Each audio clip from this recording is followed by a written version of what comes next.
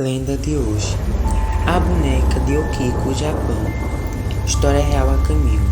Okiko era uma menina que tinha uma boneca favorita, e as duas eram inseparáveis, porém a garotinha morreu de frio.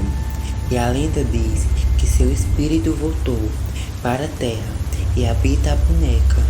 Depois disso, o cabelo da boneca, que era curto, começou a crescer inexplicavelmente, e hoje já é bem comprido.